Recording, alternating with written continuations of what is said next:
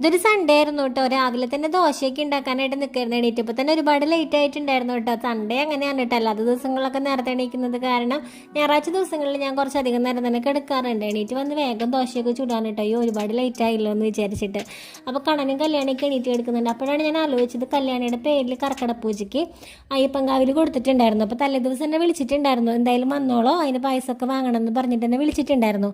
അപ്പോൾ ഞാനത് സത്യം പറഞ്ഞാൽ മറന്നിരിക്കുകയായിരുന്നു കേട്ടോ. അപ്പോൾ ഞാൻ വേഗം ചേട്ടനും പോയി വിളിച്ച് എണീപ്പിച്ചിട്ട് എനിക്ക് എന്തായാലും പോകാൻ പറ്റില്ല. കാരണം ഞാൻ ലേറ്റായി. കണ്ണന് ഭക്ഷണം കൊടുക്കണം, അവന് പല്ല് തേപ്പിക്കണം, അവന് മരുന്ന് കൊടുക്കണം. അപ്പോൾ ഈ കാര്യങ്ങളൊക്കെ കഴിഞ്ഞ് വരുമ്പോൾ എനിക്ക് എന്തായാലും ഞാൻ 9 മണിയാകുമ്പോഴേക്കും അവിടെ എത്തില്ല. അപ്പോൾ ഞാൻ പറഞ്ഞു ചേട്ടനും കല്യാണിയും കൂടെ പോകും, എനിക്കപ്പോൾ വീട്ടിലെ കാര്യങ്ങൾ നോക്കാമല്ലോ എന്നൊക്കെ പറഞ്ഞ് ഞാനൊരു പാത്രമൊക്കെ എടുത്ത് പ്രസാദത്തിനൊക്കെ കൊണ്ടുവന്ന് കൊടുത്ത് ഭക്ഷണമൊക്കെ ആക്കി വെച്ചിട്ടുണ്ടായിരുന്നു. കണ്ണൻകുട്ടിയുടെ അടുത്ത് കുറച്ച് നേരം പോയിരുന്നു കേട്ടോ കഥ പറയാനായിട്ട്. സൺഡേ ഒക്കെയാണ് ഇങ്ങനെ ഇരിക്കുള്ളൂ, അല്ലെങ്കിൽ ഇങ്ങനെ ചാടിയായിരിക്കും നിൽക്കുക. എന്ന് വെച്ചാൽ വേഗം 8:30 8:45 ആകുമ്പോഴേക്കും കല്യാണിനെ കൊണ്ടുവന്നാക്കാനൊക്കെ പോകണമല്ലോ. അപ്പോൾ കണ്ണനും എന്നെ രാവിലേക്ക് ഇങ്ങനെ ഇരുന്ന് കാണുന്നത് ഞായറാഴ്ച ദിവസങ്ങളിലൊക്കെ ആയിരിക്കും കേട്ടോ.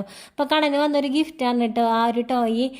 ഇങ്ങനെ ഡാൻസ് ചെയ്ത് ചെണ്ട കൊട്ടി ഇങ്ങനെ നിൽക്കുന്ന ഒരിത്. അപ്പോൾ കുഞ്ഞു ഉണ്ണികളൊക്കെ കണ്ണനൊക്കെ ചെറുപ്പത്തിലൊക്കെ കുറേ ഉണ്ടായിരുന്നു കേട്ടോ ഇങ്ങനത്തെ. അപ്പോൾ ഇതിപ്പോൾ ഗിഫ്റ്റ് വന്നതാണ് കേട്ടോ. അപ്പോൾ ആൾക്കത് ഭയങ്കര ഇഷ്ടമായി.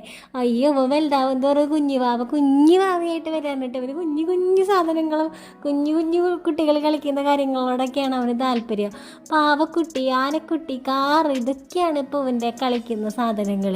അപ്പം ഞാൻ പറയട്ടെ കണ്ണ് ഇതൊക്കെ മാറി നീ ഇനി വല്ല ക്രിക്കറ്റ് ബോളോ ബാറ്റോ ഫുട്ബോളിലേക്കൊക്കെ കടക്കണം. നീ എന്താണ് ഇപ്പോഴും ഇങ്ങനെ കൊട്ടിക്കൊട്ടിരിക്കുന്ന പാവക്കുട്ടികളോ ഇതൊക്കെയാണോ നിൻ്റെ? അപ്പം ആൾക്ക് അതൊക്കെയാണ് ആളുടെ മനസ്സിന് സന്തോഷം തോന്നുന്നത്. അങ്ങനെ വേഗം കുളിച്ച് കണ്ണൻകുട്ടിക്ക് പായസം കൊണ്ടുവന്നിട്ടുണ്ടായിരുന്നു കേട്ടോ. അമ്പലത്തിൽ കർക്കിടപ്പൂജ കഴിഞ്ഞിട്ട് പാൽപ്പായസം. അപ്പം ഞാൻ പറഞ്ഞു കണ്ണ അവർ കഴിക്കട്ടെ, നമ്മ കുളിച്ചിട്ട് മോന് തരാം, അല്ലാതെ കുളിക്കാതെ അത് എടുക്കണ്ടെന്നൊക്കെ പറഞ്ഞിട്ട് കണ്ണൻകുട്ടിക്ക് അത് കൊടുക്കാൻ തന്നപ്പോഴേക്കും ചേട്ടൻ പോയിട്ട് ചിക്കൻ മേടിച്ചുകൊണ്ട് വന്നിട്ടുണ്ടായിരുന്നു കേട്ടോ. സൺഡേ എന്തായാലും ചിക്കൻ പതിവാണ് ഇവിടെ.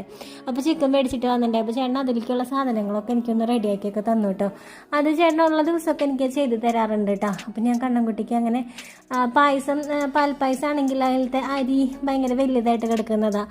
അപ്പോൾ അതങ്ങനെ കൊടുത്താൽ ഞാൻ തൊണ്ടയിൽ കുടുങ്ങും. അപ്പോൾ അത് കാരണം ഞാൻ അവൻ അടിച്ചിട്ടാണ് കേട്ടോ കൊടുക്കുന്നത്. അങ്ങനെ അത് കൊടുക്കാനൊക്കെ ഇരുന്ന ആൾക്ക് ഭയങ്കര ഇഷ്ടം. എന്താണാവോ പതിവില്ലാതെ അവനത് കഴിച്ചു കേട്ടോ. അല്ലാന്നുണ്ടെങ്കിൽ അവന് ഇഷ്ടമുള്ള സാധനങ്ങൾ കഴിക്കുമ്പോഴേ അവനൊന്നും കൂടെ അങ്ങോട്ട് ഭയങ്കര ഒരു സന്തോഷം കൂടുമ്പോൾ അവനത് കഴിക്കാൻ പറ്റില്ല. പല്ല് ഇറുക്കി ഇങ്ങനെ പിടിക്കും, ബലം അങ്ങോട്ട് കൂടും ബോഡിയിലിട്ട്. അപ്പോൾ അവനത് കഴിക്കാൻ പറ്റില്ല. പക്ഷേ ഇന്ന് കുഴപ്പമൊന്നും ഉണ്ടായിരുന്നില്ല ഏട്ടാ, നല്ല രീതിയിലൊക്കെ തന്നെ കഴിച്ചു. പിന്നെ അത് കഴിഞ്ഞ് കഴിഞ്ഞാൽ അടുക്കളയിൽ കയറണം, പണികളുണ്ട്. ചായയുടെ പണികളൊക്കെ കഴിഞ്ഞിട്ടുണ്ടായിരുന്നു. എല്ലാവരും ചായയൊക്കെ കുടിച്ചു, ദോശയൊക്കെ ഉണ്ടാക്കിയിട്ടുണ്ടായിരുന്നു. ചോറും കാര്യങ്ങളൊക്കെ റെഡി. ഇനിയിപ്പോൾ നമുക്ക് ആ ചിക്കൻ കറി ഒന്ന് വെക്കണം.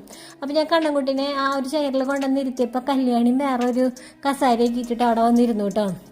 അങ്ങനെ രണ്ടാളും പാട്ടൊക്കെ വെച്ച് കല്യാണി കണ്ണന് ഇഷ്ടമുള്ള പാട്ടുണ്ടല്ലോ മറ്റേ പാലാപ്പള്ളി, അതൊക്കെ